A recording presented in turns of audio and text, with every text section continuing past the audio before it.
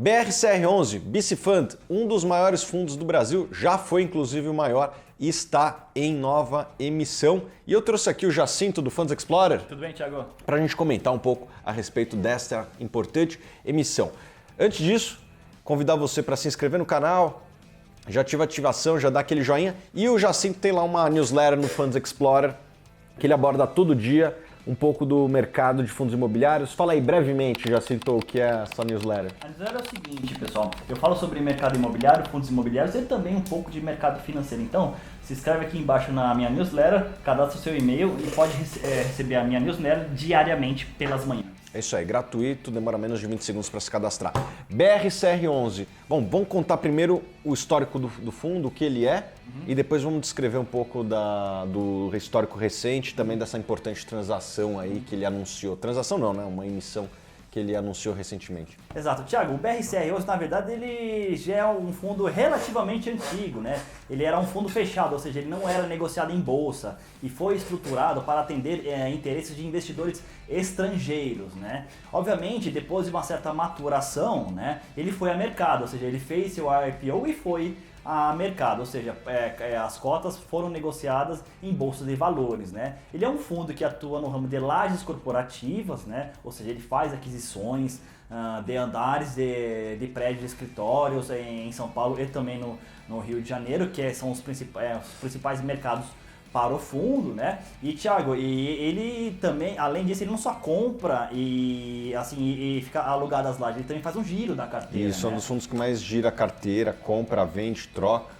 Exatamente. Obviamente, conforme as oportunidades do mercado aparecem ou conforme o fundo receba alguma proposta, que foi o que aconteceu, né, em setembro do ano passado, em que ele recebeu alguma proposta, né, por um outro investidor, em que ele realmente fez esse giro de carteira e teve um ganho de capital aí, Thiago, na venda desses imóveis. Inclusive devolveu o capital para os cotistas, certo? Exatamente. O que realmente foi assim, bastante. Obviamente que não foi. O fundo não foi mais do que a obrigação de devolver esse dinheiro para os cotistas. No entanto, ele poderia usar muito bem o dinheiro para adquirir outras propriedades, mas preferiu distribuir para os cotistas, o que na minha opinião foi bastante salutar, Thiago. Distribuiu e agora está pedindo de volta.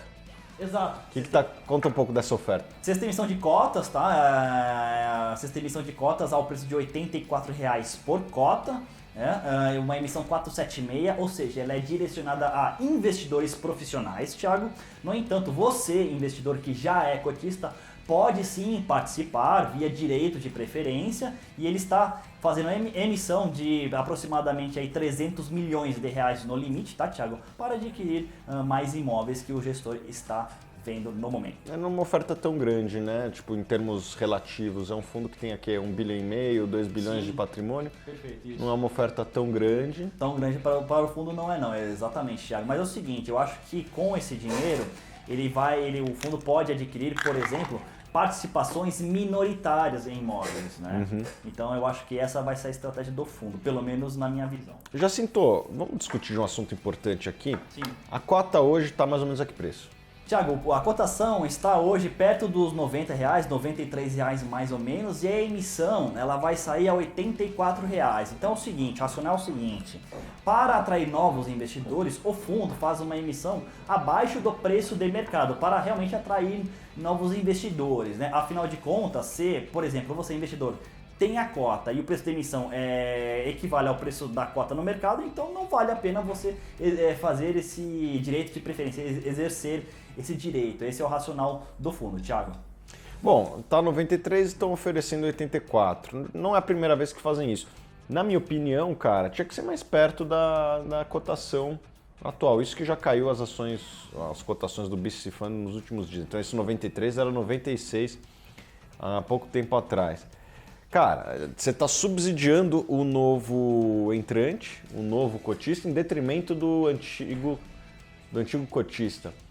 Na minha opinião, deveria ser um preço mais próximo, não um desconto de 10%, como está sendo, mas um desconto de 3%, 2%, 3%, 5% no máximo. Você concorda comigo?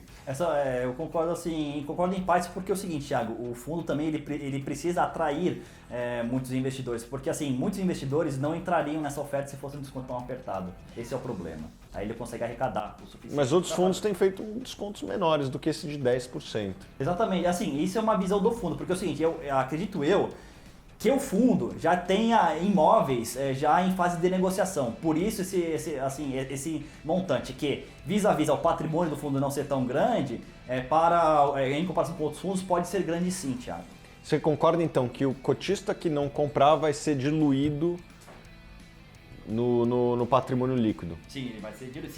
Se ele realmente não exercer o direito, sim, ele vai ser diluído. Então, pessoal, se você é um cotista, é algo que você tem que considerar isso daí. Escolha fundos que, quando fazem emissão, são mais fair. Essa é a minha opinião, não sei se você vai concordar comigo. Não, assim, Thiago, mas você tem um ponto bastante interessante também. Mas é interessante saber também, você cotista, que é o seguinte, né? Os direitos de preferência também estarão na sua custódia. Tá? Então, por exemplo, você vai ter lá, você tem algumas quantidades de cotas de BRCR e vai aparecer lá o direito de preferência, né? Ou seja, com o código 12 no final. Obviamente, tá? Que pouco antes da emissão, né? Ou seja, vamos dizer assim, na data ex subscrição, ou seja, que é a data que não tem, você cotista não tem mais direito de participar, por exemplo, acontecerá um ajuste, tá? Pela emissão. Você não vai perder dinheiro, porque esse ajuste, na verdade, ele é bastante próximo do direito de preferência, do valor do direito de preferência. Então você não está perdendo dinheiro, tá? Lembre-se que, dependendo da emissão, você também pode negociar esses direitos de preferência, tá? Se você não quiser, você pode vender a mercado e ter aí um ganho de capital. Lembrando que o ganho de capital no direito de preferência também é tributado. Então beleza, Jacinto, muito obrigado pela sua presença aqui. Pessoal, se inscreve aqui na newsletter gratuita do Jacinto e nos vemos nos próximos vídeos. Um abraço. Pensando em iniciar a sua jornada em renda variável? Então sugiro que você conheça os fundos imobiliários, que possuem menos volatilidade que ações, ou seja, menos risco de você perder dinheiro no curto prazo. Baixe nosso e-book gratuito e descubra como podemos te ajudar a investir em fundos imobiliários a partir de R$ 3,50. Nesse e-book abordamos desde sua visão sobre as características gerais dos fundos imobiliários até pontos mais complexos, como indicadores e análise de risco. Clique abaixo e faça o download gratuito do e-book.